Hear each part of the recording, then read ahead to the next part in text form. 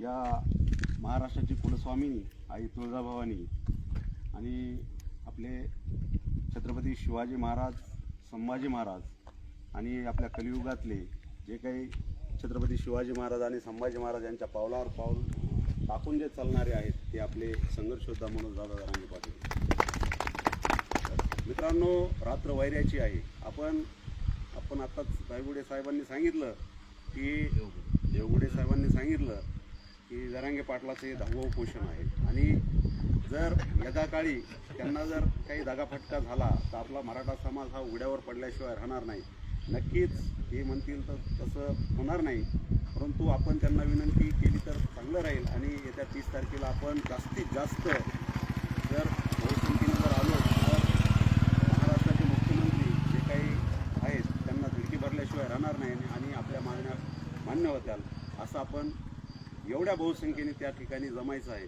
मित्रांनो, गेल्या वेळेस आपण मुंबईला त्या ठिकाणी आपण गेल्याच्या नंतर त्या ठिकाणी आपली काय हाल झाले आणि त्यानंतर आपल्या गावाकडून जे काही भाकरी पाण्याच्या येतात. मित्रांनो, हे जे होईना जे काय आपल्या भावाला सर्टिफिकेट मिळतंय लागत आहे आणि मग हे खुपलं जातंय कुठंतरी.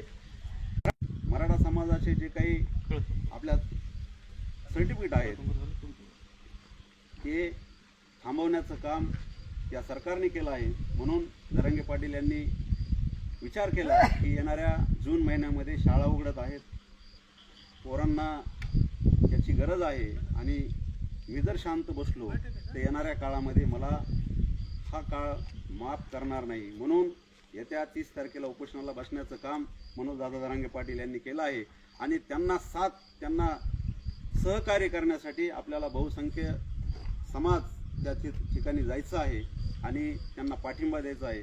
मित्रांनो,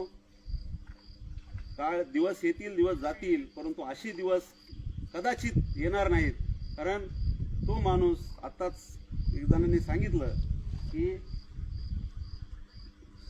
जगाचा पोशिंदा हा जगला पाहिजे. म्हणूनच मी अशी सगळ्यांना विनंती करतो की बहुसंख्येने आपण तिथं जमावा आणि त्यांना पाठिंबा देण्यासाठी लाखोच्या संख्येने त्या ठिकाणी उपस्थित राहावं. एवढं बोलतो आणि माझं भाषण संपतो. जय हिंद.